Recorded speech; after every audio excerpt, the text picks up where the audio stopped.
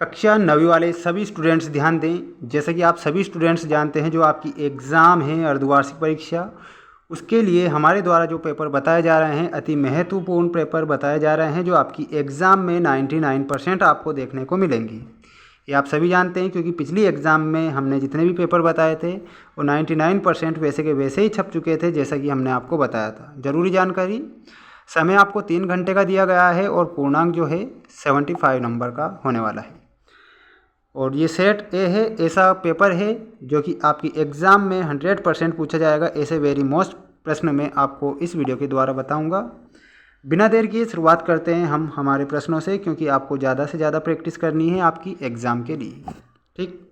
और आप देख सकते हैं क्वेश्चन नंबर आपसे फर्स्ट पूछा गया है, सही विकल्प चुनकर लिखिए में पहला प्रश्न।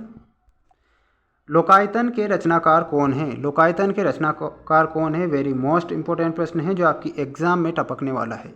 लोकायतन के रचनाकार कौन है? रामधारी सिंह दिनकर, सुमित्रा नंदन पंत, जयशंकर प्रसाद या फिर सूर्यकांत त्रिपाठी निराला। तो इसमें आपको सुमित्रा नंदन पंत करेक्ट उत्तर बताना है, जो कि लोकायतन के रचनाकार हैं।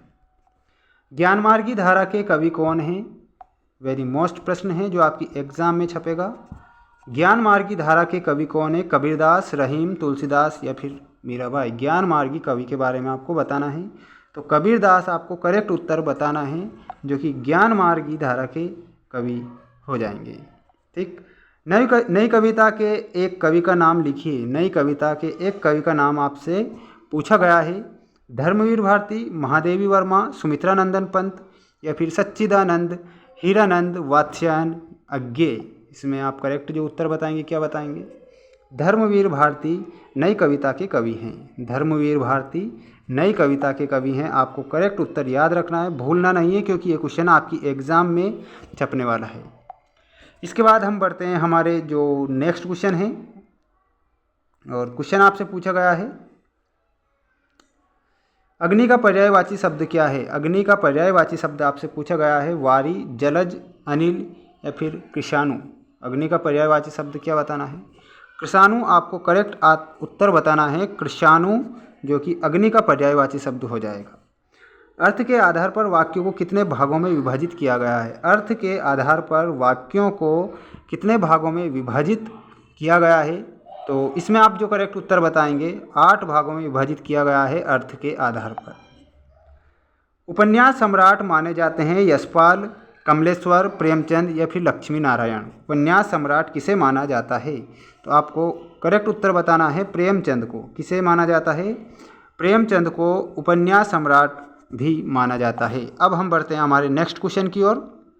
क्वेश्चन आपसे पूछा गया है, सेकंड वाला, रिक्त स्थानों की पूर्ति कीजिए में पहला प्रश्न। द्विवेदी युग की प्रमुख विशेषताएं हैं। ये विशेषता आपसे पूछी गई है, जो कि द्विवेदी युग की विशेषता आपको बताना रहेगा। ऑप्शन है समाज सुधार, गंभीर लेखन। तो इसमें आपको गंभीर लेखन करेक्ट उत्तर बताना है।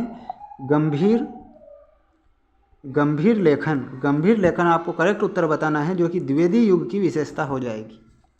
वीर रस का स्थायी भाव उत्साह या फिर शोक।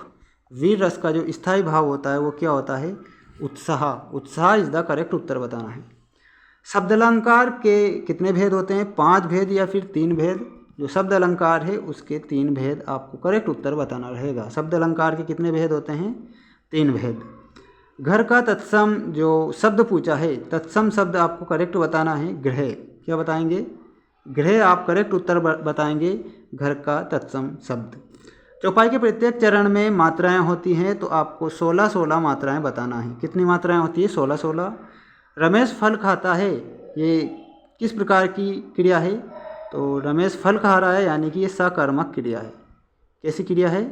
सकर्मक क्रिया आपको करेक्ट उत्तर बताना है।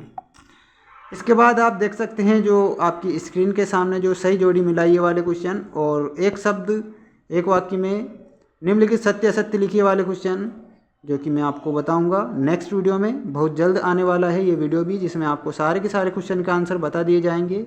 और ये ऐसे प्रश्न हैं जो आपकी एग्ज़ाम में 100% ये छपेंगे। चैनल को सब्सक्राइब कर लेना, जैसे ही ये वीडियो आएगा आपके पास में नोटिफिकेशन आ जाएगा। मिलते हैं हम नेक्स्ट वीडियो में। जय हिंद।